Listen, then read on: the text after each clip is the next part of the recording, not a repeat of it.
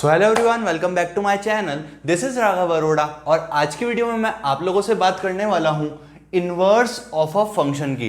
तो यार जो हमारी प्रीवियस वीडियो थी उसमें हमने पढ़ा था कि कॉम्पोजिशन ऑफ फंक्शंस क्या होता है। ये हमारे concept wise relations and functions में फंक्शंस पार्ट का लास्ट कॉन्सेप्ट है जो मैं आपसे डिस्कस करने वाला हूं। और यार ये कॉन्सेप्ट इंपॉर्टेंट भी है आप लोगों के लिए, इस वीडियो को पूरा देखना जरूरी है बिकॉज इसके बाद जस्ट आफ्टर मैं जो चैप्टर शुरू करने जा रहा हूं वो है इनवर्स ट्रिग्नोमेट्रिक फंक्शंस। और वो भी एक तरह का इनवर्स है, ट्रिग्नोमेट्रिक फंक्शंस का इनवर्स लिया जाता है इनवर्स ट्रिग्नोमेट्रिक फंक्शन निकालने के लिए। तो अगर आप लोग ये वाली वीडियो नहीं समझेंगे तो वो वाला पार्ट तो बिल्कुल भी समझ नहीं आने वाला है। तो आप लोगों को मेरी सजेशन है कि इस वीडियो को पूरा देखना गाइस। और अगर आप इस चैनल पर फर्स्ट टाइम आए तो चैनल को सब्सक्राइब कर लो, नोटिफिकेशन बेल आइकन को जरूर दबा देना बिकॉज उसके बिना नोटिफिकेशंस भी नहीं आएंगे। तो चलो फिर इस वीडियो को शुरू करते हैं, जल्दी जल्दी देखते हैं इनवर्स क्या होता है गाइस। Let's start. तो यार अब आराम से समझेंगे इनवर्स ऑफ फंक्शन क्या होता है। पहले मैं इसकी डेफिनेशन लिख लेता हूं। मान लीजिए आप कोई एफ फंक्शन था, एफ फंक्शन डिफाइंड था capital set A to capital set B, ठीक है। एफ कोई फंक्शन डिफाइंड है ए टू बी में, ठीक है, is 1 1 and onto, that is bijective function. यानी कि पहली बात जो आपको अपने मनो दिमाग में बिठा लेनी है, बिल्कुल दिल में बिठा लेनी है, वो ये है कि अगर किसी फंक्शन का हम इनवर्स डिफाइन करने जा रहे हैं तो उस फंक्शन का बाइजेक्टिव होना जरूरी है। यानी कि वो इंजेक्टिव भी होना चाहिए, सर्जेक्टिव भी होना चाहिए। आप लोगों को पता है 1 1 का दूसरा नाम इंजेक्टिव फंक्शन होता है, ऑन टू का दूसरा नाम सर्जेक्टिव फंक्शन होता है। और अगर ये दोनों चीजें एक साथ किसी फंक्शन में हो तो उसको हम क्या बोलते हैं, बाइजेक्टिव फंक्शन। तो पहली चीज अपनी नोटबुक में जल्दी से नोट कर लो कि अगर किसी फंक्शन के इनवर्स को एग्जिस्ट करना है तो उस फंक्शन को बाइजेक्टिव होना जरूरी है। और हम इस चीज को इस तरह से भी यूज करेंगे कि मान लीजिए वो लोग हमें कोई फंक्शन देते हैं और बोलते हैं कि बताओ ये इन्वर्टिबल है या नहीं। जो फंक्शंस का इनवर्स एग्जिस्ट करेगा जिस फंक्शन का, उसको क्या बोलेंगे हम, इन्वर्टिबल फंक्शन। तो ये लोग ऐसे भी पूछते हैं कि आपको फंक्शन दे देंगे और पूछेंगे बताओ कि इसका इनवर्स एग्जिस्ट करता है या नहीं करता। तो आप लोग क्या करेंगे, आप लोग सिंपली चेक करेंगे कि वो फंक्शन 1 1 है या नहीं और वो फंक्शन ऑन टू है या नहीं। अगर वो फंक्शन 1 1 और ऑन टू दोनों आ जाता है तो उस केस में हम लोग बोल देंगे since that particular function is 1 1 as well as onto, that is that particular function is a bijective function, so we can say that it's inverse exist and it is a invertible function. तो guys I hope आपको ये बात clear हुई। पहली चीज आपको ध्यान ये रखनी है कि फंक्शन का बाइजेक्टिव होना जरूरी है। अगर कोई फंक्शन 1 1 एंड ऑन टू है यानी कि कोई फंक्शन बाइजेक्टिव है तो उसका इनवर्स एग्जिस्ट करेगा, वो पर्टिकुलर फंक्शन क्या होगा, इन्वर्टिबल फंक्शन। इसको मैं इस तरह भी बोल सकता हूं कि अगर कोई फंक्शन इन्वर्टिबल वो खुद दे रहा है तो मैं इन्फ्रेंस ले सकता हूं कि वो particular function 1 1 and onto दोनों होगा। I hope I am clear on this, ठीक है, मैं क्लियर हूं इस बात पर। तो हमने बोला कि f डिफाइंड है a to b such that f एक बाइजेक्टिव फंक्शन है, then there exists a function g defined from b to a। Clearly देखो गाइस, अच्छा हम लोग इनवर्स पढ़ रहे हैं, आप लोगों को पता है हम इनवर्स पढ़ रहे हैं। तो अगर मैं इनवर्स से लाइफ में मीनिंग लूं या फिर मैं रिलेट करूं मैथमेटिक्स को इनवर्स वर्ड से, क्या मैं इनवर्स को बोल सकता हूं कि कुछ उल्टा होने वाला है। उल्टा होने का मतलब कुछ ऐसा जो पलटने वाला हो। इनवर्स वर्ड से यही फील आता है ना यार, इसका इनवर्स। तो यहां पर क्या होता है कि जो आपका दूसरा फंक्शन होता है, देखो इसमें जो डोमेन थी वो इसकी कोडोमेन बन गई और जो इसमें कोडोमेन थी वो इसकी डोमेन बन गई। Then there exist a function g from b to a such that fx equals to y implies g of y equals to x where x belongs to capital A and y belongs to capital B, then g is called inverse of f। या फिर हम ये भी कह सकते हैं कि जो g फंक्शन आया वो किसके इक्वल होगा, f इनवर्स के। इस तरह f इनवर्स को डिनोट करा जाता है f माइनस वन का मतलब बिल्कुल भी ये नहीं है कि 1/f। ध्यान रखना, ये 1/f वाला फंडा मत लगाना यार, ये इनवर्स का नोटेशन होता है। आप लोगों ने जिन्होंने मैट्रिसेस पढ़ लिया है उनको मैं मैट्रिसेस में भी ये चीज बता चुका हूं, और जो लोग अभी पढ़ने वाले हैं वो मेरी मैट्रिसेस की वीडियो भी देख लेना, पूरी प्लेलिस्ट अवेलेबल है चैनल पर। ठीक है गाइस, तो अब हम समझ रहे थे इनवर्स क्या होता है। पहली बात मैंने आपको बताई कि एक फंक्शन को इन्वर्टिबल होने के लिए बाइजेक्टिव होना जरूरी है। ठीक है भाई, क्लियर हो गया। अब समझते हैं डेफिनेशन क्या है। तो यार बेसिकली इनवर्स किसी फंक्शन का होना, पहली बात आपको बता दूं कि इनवर्स किसी फंक्शन का एक और कोई फंक्शन ही होता है, यानी कि किसी एक पर्टिकुलर फंक्शन का इनवर्स भी एक फंक्शन होता है, और एक ऐसा फंक्शन होता है जिसमें रोल पलट जाता है, यानी कि जो x होता है ओरिजिनल फंक्शन के लिए वो इनवर्स फंक्शन के लिए y बन जाता है, और जो y होता है अपने ओरिजिनल फंक्शन का वो हमारे इनवर्स का क्या बन जाता है, x बन जाता है। यानी कि अगर fx इक्वल्स टू y है तो ये इंप्लाई करेगा कि gy इक्वल्स टू x। देखो x और y का रोल पलट गया। क्या मैं कह सकता हूं x को मैंने y से पलट दिया। ठीक है, ध्यान रखना जो वर्ड्स बोल रहा हूं, x को y से पलट दिया। जब इनवर्स निकालेंगे हम क्वेश्चंस में तो आपको ये वर्ड यूज करता हुआ दिखूंगा मैं कि x को y से पलटने जा रहा हूं। ठीक है, so I hope I am clear on this.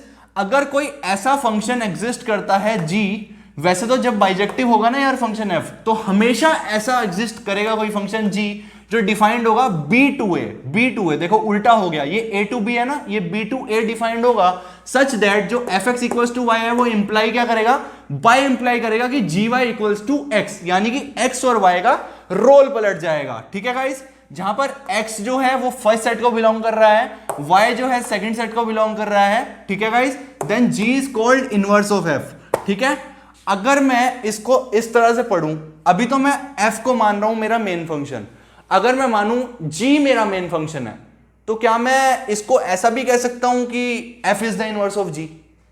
बिल्कुल कह सकता हूं यार। तो आप लोग ध्यान रखना कि इनवर्स, जैसे एक फंक्शन दूसरे का इनवर्स है तो दूसरा फंक्शन भी पहले का इनवर्स होगा। ध्यान रखने वाली बात मोस्ट इंपॉर्टेंट यही है, किस फंक्शन को किस तरह से आप इन्वर्टिबल दिखाएंगे। बाइजेक्टिव दिखा देना, सिंपल आपको सिखा रखा है 1-1 और 1-2 वाली वीडियोस में। बाइजेक्टिव दिखा दिया मतलब इन्वर्टिबल दिखा दिया, और अगर कोई इन्वर्टिबल फंक्शन पहले से दे रखा है इसका मतलब वो बाइजेक्टिव है, हमें दिखाने की जरूरत नहीं है। सिंपली दोनों चीजें इंप्लाई करती हैं कि अगर इन्वर्टिबल है तो बाइजेक्टिव है, अगर बाइजेक्टिव है तो इन्वर्टिबल है। ठीक है guys, I hope definition clear हुई। डेफिनेशन किस तरह से क्लियर हुई, सिंपली x और y का रोल बदल जाता है इनवर्स में। इनवर्स का मतलब कि x और y एक दूसरे से इंटरचेंज हो जाते हैं, इनवर्स हो जाते हैं। फॉर एग्जाम्पल अगर आपका कोई फंक्शन f है 1,2 एंड 2,3, तो आपको पता है जो f इनवर्स फंक्शन होने वाला है वो क्या होने वाला है, सिंपली x और y का रोल बदल जाएगा 2,1 3,2। ठीक है गाइस, आई होप मैं इस बात पर क्लियर हूं। अब पहले बात कर लेते हैं, बिकॉज अब मैं आपको रटवा तो सकता नहीं हूं कि बाइजेक्टिव क्यों होना चाहिए, तो पहले समझ लेते हैं कि मैंने 1-1 और on2 होना जरूरी कंडीशन क्यों बताई, और 1-1 और on2 होने से ही क्यों फंक्शन डिफाइन हो रहा है, इनवर्स डिफाइन हो रहा है, g फंक्शन कैसे आ रहा है। तो समझते हैं यार, समझते हैं हम। मान लेते हैं f कोई फंक्शन है a सेट से b सेट में, ठीक है, और मैं फिलहाल मान रहा हूं कि जो f है वो 1-1 नहीं है। अगर 1-1 नहीं है तो इसका मतलब क्या होगा, मैनी 1 होगा। कंडीशन देखो, अब समझने की कोशिश करो, एरो डायग्राम बना रहा हूं, सिर्फ कॉन्सेप्चुअल अंडरस्टैंडिंग के लिए आपको सिखा रहा हूं। क्वेश्चन वाइज इसकी कोई जरूरत नहीं पड़ेगी, लेकिन ये सीख लोगे यार तभी कॉन्सेप्ट बिल्ड होंगे। अच्छे मार्क्स कॉन्सेप्ट से आते हैं, मैथ्स कभी भी रटी नहीं जाती, ध्यान रखना बात। ठीक है, ए से बी में कोई एफ डिफाइंड है, ठीक है, फिलहाल इसको नहीं बनाते बिकॉज कुछ करने वाला हूं मैं। मान लीजिए एफ में ये कुछ एलिमेंट्स हैं 1 2 3 4, और ये हो गए ए बी सी डी। ध्यान से देखो, अगर एफ 1-1 नहीं होगा तो कुछ इस तरह का सिनेरियो बांध सकते हैं। ठीक है गाइस, सही बात है, फंक्शन की तो सारी कंडीशन डिफाइन हो रही है, एफ एक फंक्शन तो है, ठीक है। अब अगर 1-1 ना हो तो आप लोग देखो, अगर मैं g को डिफाइन भी करने जाऊं b to a में डिफाइन करूंगा पहली बात, ठीक है, x और y का रोल पलट जाएगा, यानी कि b सेट पहले आ जाएगा हमारा, b सेट पहले आ जाएगा तो a b c d, और a सेट बाद में आ जाएगा। ए सेट बाद में जाएगा तो 1 2 3 4 ऐसे आ जाएगा। सिर्फ x और y का रोल पलटा है, 1 और 2 की क्या थी b, तो यहां पर हो जाएगा b 1 2, a किससे कनेक्टेड था 3 से, a 3 से कनेक्ट कर दिया, और c किससे कनेक्टेड था 4 से। ठीक है गाइस, अब ध्यान दो, ध्यान दो, एक x 4x equals to b, x equals to b के लिए y की वैल्यूज क्या आ रही हैं 1 एंड 2। ठीक है, y की वैल्यूज क्या आ रही हैं 1 एंड 2। अब आप क्लियरली देखो कि अगर मैंने यहां पर इसको मैनी वन बनाया, यानी कि अगर फंक्शन 1 1 ना हो तो जब उसका इनवर्स डिफाइन करेंगे तो सिनेरियो कुछ इस तरह का आएगा। अगर कुछ इस तरह का सिनेरियो आएगा तो आप क्लियरली देख सकते हैं कि इस फंक्शन की एग्जिस्टेंस पर ही हम लोग सवाल उठा सकते हैं, बिकॉज एक x के लिए 2 y की वैल्यूज आ रही हैं जो हमारे फंक्शन को डिफाइन होने के लिए ही नहीं होना चाहिए। तो मैं कह सकता हूं कि अगर f1 1 नहीं है तो ये फंक्शन डिफाइन ही नहीं हो पाएगा। और क्यों नहीं हो पाएगा आप क्लियरली देख सकते हो, क्योंकि यहां पर 1 और 2 की एक इमेज गई। ठीक है, यहां पर डिफाइन होने में कोई दिक्कत नहीं आई, बस ये 1 1 नहीं हुआ, मैनी वन हो गया। उस मैनी वन का इफेक्ट यहां पर देखो पलट गया, और अगर इफेक्ट पलट जाए तो देखो सिनेरियो गड़बड़ हो गया। अब एक x के लिए 2y, क्योंकि यहां पर एक y के लिए 2x तो अलाउड होते हैं फंक्शन होने के लिए, लेकिन एक x के लिए 2y नहीं हो सकते, क्योंकि अगर अब मैनी वन हो गया तो देखो इनवर्स एग्जिस्ट नहीं कर रहा है, इसलिए फंक्शन का 1 1 होना जरूरी है। पहली बात तो यह समझ आई 1 1 होना क्यों जरूरी है। अब समझो ऑन टू भी होना क्यों जरूरी है। ये चीजें यार आप लोगों को सिखानी बहुत इंपॉर्टेंट है। हो सकता है स्कूल में ना पढ़ाई जाए, आपके टीचर ये बातें ना बताएं, बट आप लोग मेरे से सीख लो, नॉलेज तो काम ही आती है। और आपको अच्छी बात बता रहा हूं, ये सीखनी चाहिए चीजें। ठीक है, अब देखो कि ये फंक्शन का ऑन टू होना क्यों जरूरी है इनवर्स के एग्जिस्टेंस के लिए। ऑन टू का क्या मतलब होता है, जितने भी बी सेट के एलिमेंट है सारे कनेक्टेड होने चाहिए किसी ना किसी एलिमेंट से। यहां पर देखो डी जो एलिमेंट है वो किसी से भी कनेक्टेड नहीं है, तो क्लियरली ये फंक्शन ऑन टू नहीं है। यहां पर रेंज क्या है, रेंज है ए बी सी का सेट, कोडोमेन क्या है ए बी सी डी चारों का सेट। क्लियरली हम कह सकते हैं कि range is not equals to codomain, और ये फंक्शन ऑन टू नहीं है। अब अगर ये ऑन टू नहीं है तो इसका हमारे इनवर्स पर क्या इंपैक्ट आता है वो देखते हैं। जब इनवर्स आया डेफिनेशंस पलटी, बी बन गई डोमेन, ए बन गई कोडोमेन, पूरा पलट गया इनवर्स का मतलब जैसा आपको सिखाया। पलटने के बाद देखो कि यहां पर तो ऑन टू नहीं था लेकिन फंक्शन डिफाइंड था, यहां पर आकर ये डोमेन का एलिमेंट बन गया। और आप लोगों को पता है फंक्शन के एग्जिस्टेंस के लिए डोमेन का ऐसा कोई भी एलिमेंट नहीं होना चाहिए जिसकी एक इमेज एग्जिस्ट नहीं करती है। हमारी कोडोमेन में सारे एलिमेंट्स का कनेक्टेड होना जरूरी है डोमेन के, तभी मैं उस पर्टिकुलर रिलेशन को फंक्शन कह पाऊंगा। और इसलिए ये देखो फंक्शन की डेफिनेशन, एग्जिस्टेंस, डेफिनेशन दोनों पर ही सवाल उठ गया, क्योंकि ये फंक्शन ऑन टू नहीं था।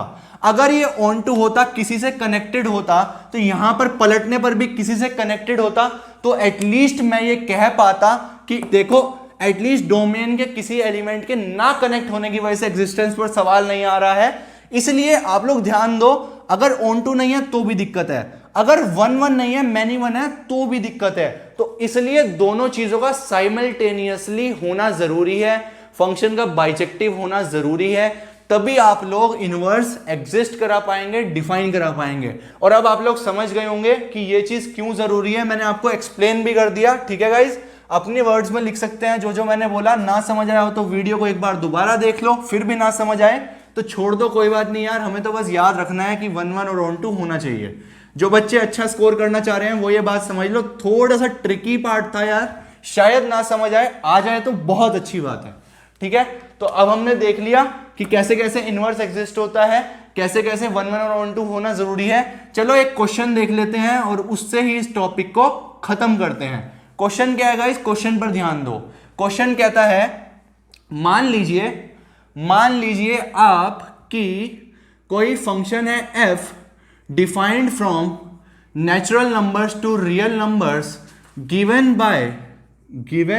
Bye fx equals to 4x² plus 12x plus 15।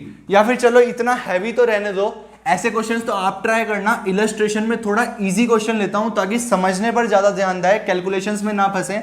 फिलहाल के लिए मान लो fx इक्वल्स टू 2x, ठीक है। तो हमें क्या करना है, show that f is invertible. पहली बात शो करो कि f इन्वर्टिबल है, f इज इन्वर्टिबल, ठीक है। और सेकेंड चीज दिखानी है एंड फाइंड f इनवर्स। दो चीजें दिखानी है, पहले दिखाना है f इन्वर्टिबल है और दूसरी चीज क्या है, यह दिखाना है कि f इनवर्स है क्या। तो f को अगर इन्वर्टिबल दिखाना है तो क्लियरली अगर मैं 1 1 और 1 2 दिखा दूंगा तो इन्वर्टिबल प्रूव हो जाएगा। तो 1 1 दिखाते हैं पहले। 1 1 कैसे दिखाएंगे, अच्छा इन्वर्टिबल दिखाना है on set f belonging to n2s where s is range of f, ठीक है। अब ध्यान दो, अगर 1 1 दिखाना होगा, 1 1 फंक्शन दिखाने के लिए क्या करना होता है, मैं बोलूंगा for all x1 x2 belonging to natural numbers there exist fx1 equals to fx2। There exist नहीं आता वैसे, if fx1 equals to fx2। अब fx1 इक्वल्स टू fx2 का क्या मतलब हो गया, 2x1 equals to 2x2। This implies x1 equals to x2। यार यहां पर आ गया क्लियरली, आप लोग देख सकते हो।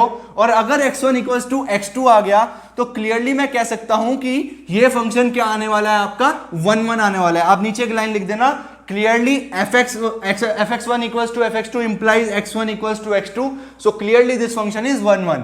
ये हो गई 1 1 की कहानी। अब दिखाते हैं on 2। आप लोगों को पता है fx equals to 2x एक स्ट्रेट लाइन की इक्वेशन है, और जो कि ओरिजिन से पास होती हुई एक लाइन जाती है माइनस इंफिनिटी से प्लस इंफिनिटी में, कोई भी y की वैल्यू ले लो आपको x मिल जाएगा। अगर आपको x मिल ही जाना है तो आप लोग कैसे लिखते हैं इसको हम ऐसे लिखते हैं on 2 दिखाने के लिए कैसे लिखते हैं, for all y belonging to capital S that is range of the function there exist x belonging to natural number domain of the function। इसको यार वैसे रियल नंबर कर लो, बेटर रहेगा, ठीक है। there exist x belonging to real numbers such that fx equals to y आना चाहिए, y equals to 2x है। अगर y इक्वल्स टू 2x है तो x की वैल्यू क्या आ जाएगी, y बाय 2। तो मैं लिख सकता हूं f of y by 2 equals to 2 into Y by 2 equals to y। इसके बाद आप यहां पर लिखेंगे therefore range is equals to codomain, आपकी अगली लाइन लेगी, नोटबुक में लिखते रहना। So clearly this function is onto function. उसके बाद आप लिखेंगे since this function is 1 1 as well as onto, therefore this function is a bijection और this function is a bijective function, दस this function is invertible and it's inverse exist. अब यार inverse exist कराना तो आपने सीख लिया, ठीक है। अब बात करते हैं इनवर्स निकालते कैसे हैं। इनवर्स निकालने के लिए क्या करना होता है गाइस, जब आप ऑन टू प्रूफ करते हैं ना तभी आप इनवर्स निकाल चुके होते हैं। देखो कैसे, y इक्वल्स टू 2x है ना, इनवर्स निकालने के लिए आपको क्या करना होता है, x और y का रोल पलटना होता है, ठीक है। x और y का रोल पलटना होता है, इनवर्स कैलकुलेट कर रहे हैं। x और y का रोल पलटने का मतलब हो गया कि this implies x equals to 2y, y equals to x by 2। This implies g of y equals to x, g of y या फिर g ऑफ x लिख लो, y लिख लो, x लिख लेते हैं, g of x equals to x by 2 is the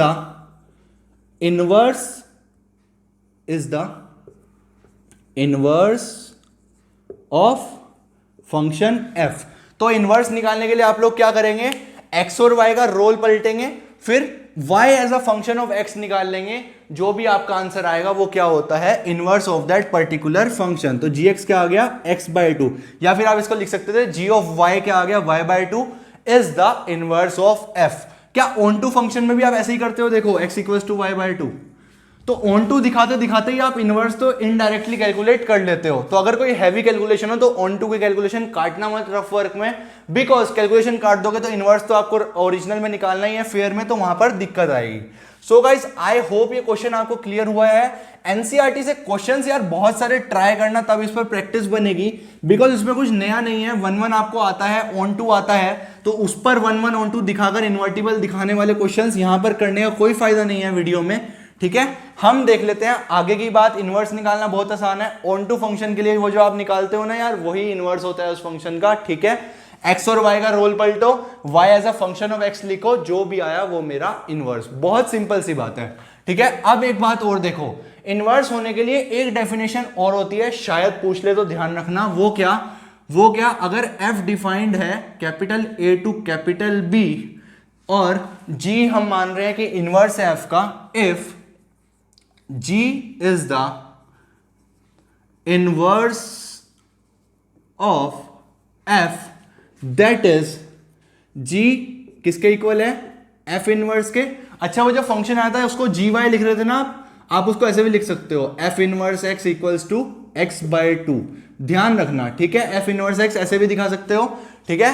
then G is the inverse, अगर G inverse है F का, देन एक कंडीशन और होती है जो ये सेटिस्फाई करते हैं, वो क्या, जी ओ एफ, कॉम्पोजिशन हमने लास्ट वीडियो में पढ़ा था, equals to F O G equals to identity function, ठीक है गाइस। अब ये डिपेंड करेगा कि आइडेंटिटी ए सेट पर आ रही है या बी सेट पर आ रही है, यानी कि अगर आप जी ओ एफ लिख रहे हैं, यानी कि जी ऑफ एफ ऑफ एक्स, तो जो आइडेंटिटी फंक्शन आता है वो किस पर आता है, फर्स्ट सेट पर आता है, बिकॉज पहले वैल्यू एफ एक्स की डल रही है, एक्स की डल रही है, एक्स कहां से लेते हैं, ए से। अगर एफ ओ जी लिख रहे हैं तो आइडेंटिटी फंक्शन कहां से, सेकंड सेट पर आएगा, बिकॉज जी एक्स पहले आएगा, सॉरी जी वाई पहले आएगा, जी वाई पहले आएगा तो वाई की वैल्यू पहले डल रही है, तो बी सेट पहले उठ रहा है, आई बी। खैर ए और बी से फर्क कुछ नहीं पड़ेगा, अगर आप सिर्फ आई बी लिख लोगे कोई आपके मार्क्स नहीं काट सकता, उसको कोई हक नहीं है, ठीक है। तो ये डेफिनेशन भी याद रखनी है, ठीक है। वैसे तो हमेशा बाइजेक्शन दिखाकर दिखाएंगे इन्वर्टिबल, लेकिन अगर कुछ इस तरह की फोटो आपको कहीं देखने को मिले तो घबरा मत जाना कि भैया ने पढ़ाया नहीं, देखो यार आपको लिखवा दिया है मैंने, अगर पूछ लिया जाए तो बहुत अच्छी बात है, नहीं पूछे तो हमें तो पता है, हमें कैसे हराओगे, ठीक है गाइस। तो G is the inverse of F, अगर ऐसा ऐसा हो तो ये कंडीशन ध्यान रखनी है कि G O F equal to F O G I के बराबर होता है। और अगर आप किसी फंक्शन को ऐसा, अगर आपको कोई एफ फंक्शन दिया जाए और आप कोई ऐसा फंक्शन जी ले आओ कि G O F equals to F O G आप आई के इक्वल दिखा दो, यानी कि आइडेंटिटी फंक्शन के इक्वल दिखा दो, तो आप ये कंक्लूड भी कर सकते हो कि वो पर्टिकुलर फंक्शन एक इनवर्स है एक दूसरे के, ठीक है। तो ये हो गई नेक्स्ट बात। एक लास्ट बात और बतानी है मुझे, ठीक है, ग्राफ की बात करनी है मुझे। ग्राफिकली एफ और एफ इनवर्स में क्या होता है रिलेशन, मेरी बात ध्यान से सुनो। एफ और एफ इनवर्स, एफ से अगर एफ इनवर्स जाना हो तो सिंपली एक्स और वाई का रोल चेंज होता है। एग्जिस्टेंस पर बात कर ली, बाइजेक्शन होना जरूरी है, क्यों होना जरूरी है पता है आपको।